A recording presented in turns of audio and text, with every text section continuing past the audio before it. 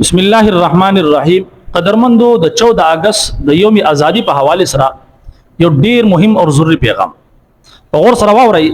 یقیني طور پر سبا د 14 اگست ورځ ده، د ازادي ورځ ده او په پاکستان کې دا ورځ منځل کیږي باقاعده قومي سطح باندې چې موږ ته ازادي ملاو شوې ده. یقیني طور پر ازادي د الله حضرت ډیر غټ نعمت ده او چې چاله الله حضرت د ازادي ورکی یقیني طور پر منګه تاسو الله حضرت ازادي راکړل.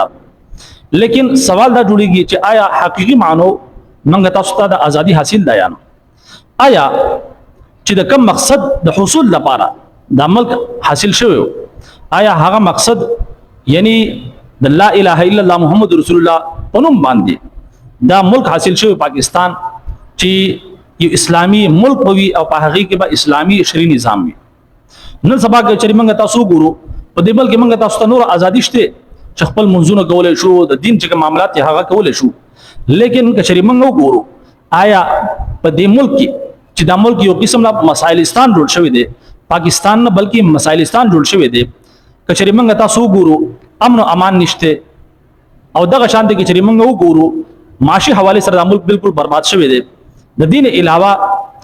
د انصاف په حواله سره د ملک انصاف ختم شوی دی، بلکې د طاقتور طبقه چې کوم دی په دې ملک کې راج دی او دغه طاقتور طبقه لپاره د ملک هر څه دی د سونی مرغۍ ده. لیکن د غریب سړي د لپاره د یو غریب انسان د لپاره په دې ملک کې څه دي؟ یقیني طور پر د مسائلستان نه علاوه په دې ملک کې د یو غریب انسان لپاره څه هم نشته، بلکې چې کوم بنیادی ضرورت دي انسانانو هغه په دې ملک کې عوام ته میسر نه دي. وبشوي او دغه شانتي روټي کپڑا مکان شو او دغه شانتي روډونه شو، تعلیم شو او دغه شانتي نور چې کوم بنیادی ضرورت دي هغه د دې چې کوم شهريان دي هغه ته حاصل نه دي، بلکې روز پر روز د عمل مسائلستان جوړيږي. د دې د ټولو نه غټه وجه دغه ده چې په دې ملک کې شری نظام نه دی نافذ شوی چې د کوم نظام لپاره پلکاو خلکو چې کوم د قربانیان ورکړي وي هغه قربانیان چې کوم دي یقیني طور پر د هغه سره غداری شوی دا او تر اوسه پورې په دې ملک باقاعده شری نظام نه دی نافذ شوی. تقریبا 80 کال کېدو ولدي په دې ملک اوس موږ سوال کوو چې آیا په دې ملک تر اوسه پورې اسلامي نظام نافذ شوی دی؟ د یوې غنټې لپاره چاري نافذ شوی دی، بلکې په دې ملک د یو سکند لپاره هم شری نظام نه دی نافذ شوی، بلکې د الله او د الله رسول خلاف باقاعده دلته کې قانون سازیاں کیږي او د ملک چلیږي. الله او د الله رسول سره اعلان جنگ دی د دې ملک، یعنی په سود باندې قرضونه اخلي د IMF نه او دغه شان د نور ملکونو او بیا چې کوم دغه عوام نه دغه پیسې وباسي او دغه شانتي د عوام چې کوم ژوندۍ د هغه برباد کړه. نو یقیني طور پر چې داسې ملک د اسلام په نوم باندې حاصل شي او بیا د الله او د الله رسول سره اعلان جنگ وي، د الله او د الله رسول چې کوم قانون دی دغه خلاف یو ملک چلیږي هغه چې ترقی کولای شي هرگز نشي کولای. نو یاد وساتئ چې تر څو پورې په دې ملک کې اسلامي شری نظام نه نافذ شوی نو یقیني طور پر د ملک په مسائلستان وي په دې کې بنوري مسائل مخې ته راځي، د بل چریم ترقی نشي کولای او په حقيقي معلومات چری هم نشي آزاد دي. او د دې کې د ټولو نه غټ رکاوټ دغه طبقه د طاقتور طبقه چې په دې ملک باندې مسلط شوی دا هغه دا نه غواړي چې په دې ملک کې شری نظام نافذ شي. چې شری نظام نافذ شي نو د هغه ټول مزي بیا ختم شي، ځکه چې په شری نظام کې امیر او غریب برابر دي، د ملک حکمران یو عام مزدور تنخواه برابر ده. او شری نظام کې انصاف باندې مبني چې کوم دی قانون وي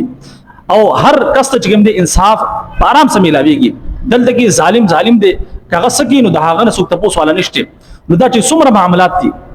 او دغه شانتي کرپشن روانې دي په دې ملک باندې چې کوم دی باقاعده هر سړی چې کوم دی په کومه هوده باندې کینی نو هغه کرپشن کې هغه د دې ملک نه چې کوم دی ناجایز فائدہ اوچته نو دا ټول کاتي بیا ختم شي، ځکه چې بیا د عدل د انصاف نظام وي. بیا به چې کوم دی د ظالم چې کم کس ظلم کوي د هغه غریبان درانه نسل کېږي او هغه ته سزا ملایږي. چې کم کس کرپشن کوي د ملک سره د دې عوام سره ناانصافي کوي دغه حق وهي نو هغه برانه نسل کېږي هغه ته سزا ملایږي. دا ټول کاتب بنديږي نو په دغه وجه باندې دغه طاقتور طبقه نه غواړي چې د دې ملک نه په دې ملک باندې شری نظام نافذ شي، اسلامي نظام نافذ شي. بهرحال د دې لپاره چې تر څو پورې عوام نه راوځي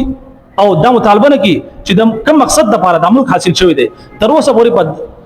په دې ملک کې هغه نظام یعنی شری نظام اسلامي نظام